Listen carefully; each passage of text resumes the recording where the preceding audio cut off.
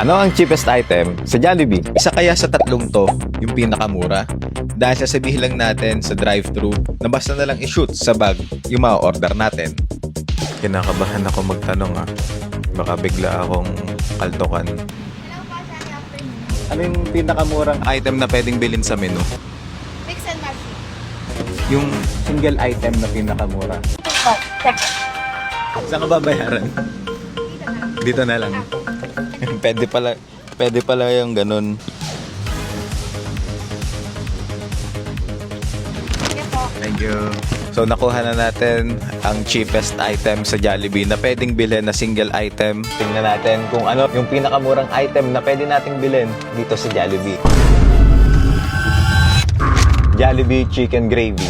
At ang price, 10 pesos. Ano tuloy ang gagawin ko sa gravy na to? Wala naman tayong biniling Chicken Joy. Ano ang cheapest item sa McDonald's? Kayo, ano sa tingin nyo yung cheapest item dito sa McDonald's? Sundae, apple pie, o french fries? Sana hindi sila makulitan sa itatanong natin sa kanila ngayon. Hi, good afternoon. Welcome to McDonald's drive-thru. Hello, good afternoon. Order po nila. Ano yung pinakamura na item sa menu nyo ngayon?